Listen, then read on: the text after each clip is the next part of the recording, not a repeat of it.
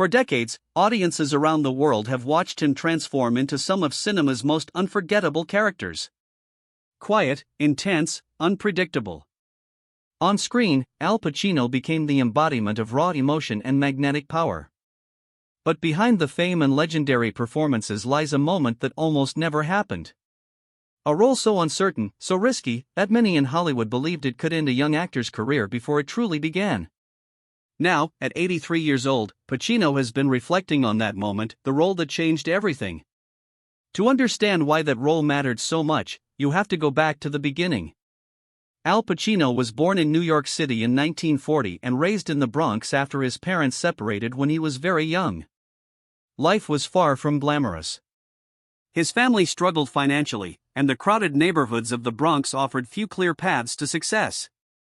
Yet even as a child, Pacino was fascinated by performance. Movies became his escape. He spent countless hours watching actors on screen, studying the way they spoke, moved, and expressed emotion. But turning that fascination into a career was incredibly difficult. As a young man, Pacino dropped out of school and worked a series of low-paying jobs just to survive while chasing his dream of acting. Eventually, he found his way to the legendary actor's studio, where he studied under renowned acting teacher Lee Strasberg. There, Pacino embraced the intense discipline of method acting, learning to draw deeply from personal emotions to create authentic performances. Slowly, his talent began to attract attention in the New York theater scene. But Hollywood still felt distant. That all changed in the early 1970s.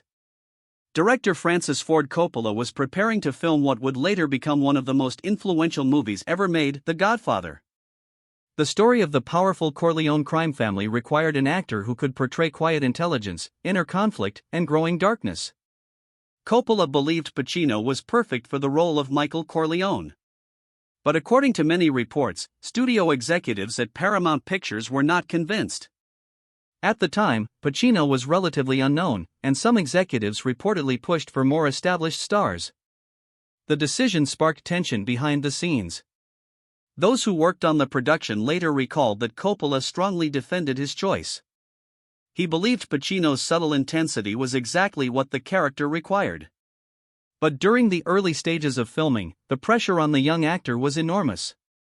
Many believed the studio was watching closely, uncertain whether the gamble would pay off. Then something remarkable happened.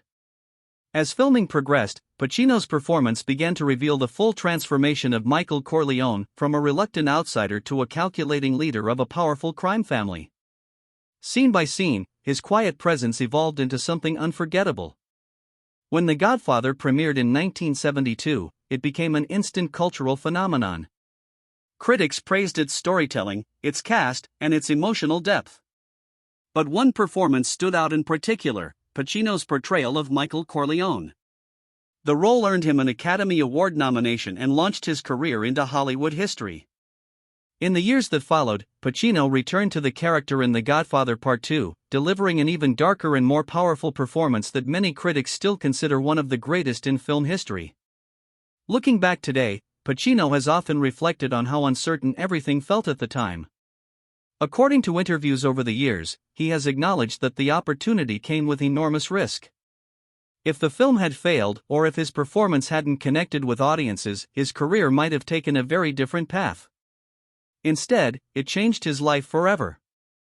The success of The Godfather opened the door to legendary performances in films like Scarface and Scent of a Woman, the latter earning Pacino his long-awaited Academy Award. But even after decades of success, he often returns to that first defining role. Because sometimes the biggest turning points in life arrive disguised as uncertainty.